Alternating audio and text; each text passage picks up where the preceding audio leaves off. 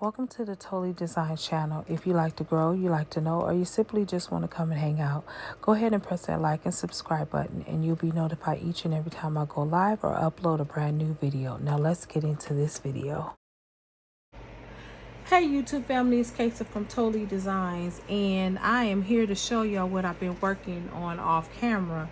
Now guys, I am in the process of making a lot of product because I am going to be doing a show at the end of the month, and so I always do a whole lot of items to sell, and I always try to think of things that will sell when some of my other items aren't selling. So if you are a artist that goes and does these different events, I would tell you to always have something that will sell, and pens will always sell. Okay, and I can sell these from $8 to $15, and normally what I do is I'll do like 3 for $15, and that's my quick money maker.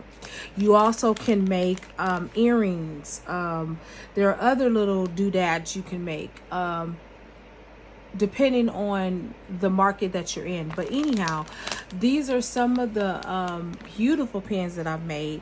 Now what I have to do is also add in the replaceable ink, because one of the things I hate, guys, is like getting attached to my favorite pen and then I can't write with it no more.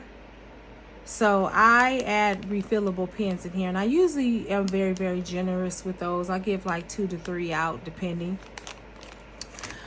I made this one. This is so cute, guys. I love M&Ms. Okay, let me tell you, M&Ms, I love me some M&Ms.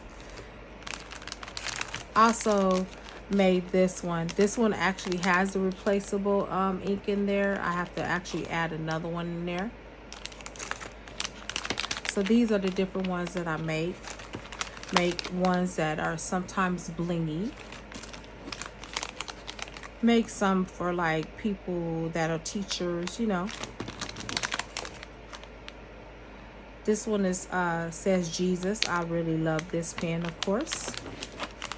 And there are others that love that type of pen too. This is really cute, y'all. I like this one. Here's some more right here.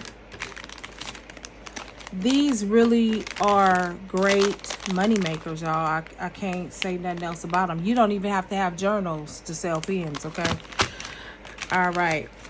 Needless to say, y'all, I actually wanted to also talk to y'all about y'all selling on these different platforms. Now, when you get ready to sell on a platform, be it Poshmark, Etsy, eBay, Amazon, TikTok, Instagram, wherever you decide to sell, you need to do research on your platform. Why I say that is because what I'm finding on most of these platforms, there seems to be more sellers than there are actual buyers. And that is not really a platform that you really want to be on. One, because it's going to be harder for you to make money. Two, there are people on there is probably selling similar products, and I dare not say same products, because if you're a handmade artist, none of your products are the same. They are different. Okay, let's face that, they are different. Okay, and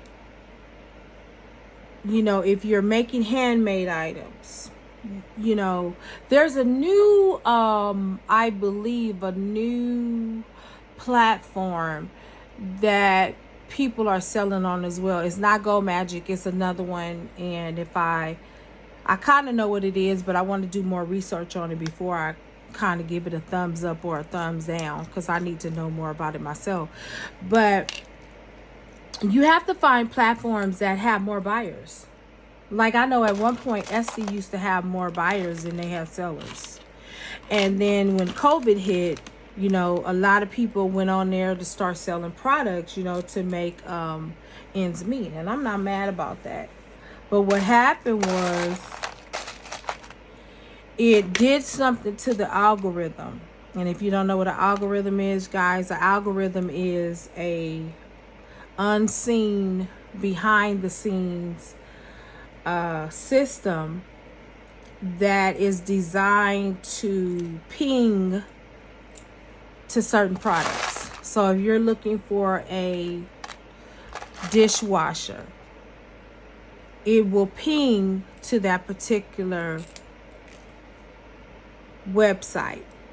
And some people have capitalized on the SEOs, which is the search engine optimization. If you guys don't know what that is, and guys, these are very important things that you do need to know.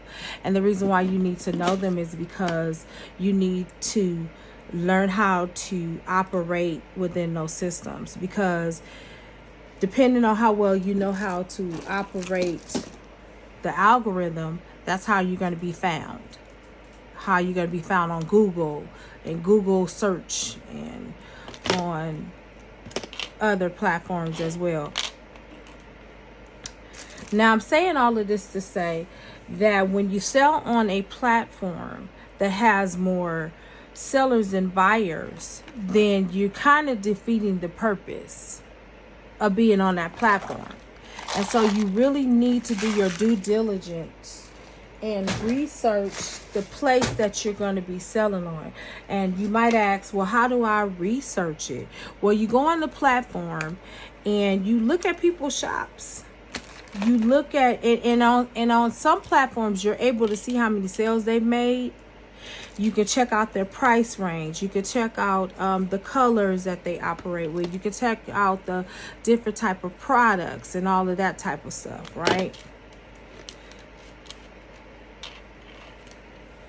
And then you can also do like a research like on Google and see what people are saying about the different platforms that people are selling on. And usually they'll say, oh, well, this is a pretty good platform, and the reason being is this, that, or the other. You have to know what the ratio is. You know, if there's a 2-to-1 ratio, odds are that you're not going to make a whole lot of sales. You know, if you have, again, more sellers and you have buyers, then you're kind of defeating the purpose. It's like, well, why am I on here? Because there's nobody, they're all nothing but sellers. And that's the thing, guys.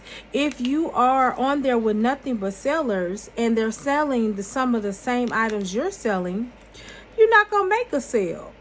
Now, I'm not saying it's not impossible, because there are some sellers that do buy from each other. But if you really want to go where the money is, you need to find out who and what platform has more buyers. And I said a whole lot, y'all. I know I did. While making a pen. This is so cute, y'all. By the way, this is so cute. I just love this. I like making these bling pens. They are just so cute. You know, and also get you a good niche. What is your niche?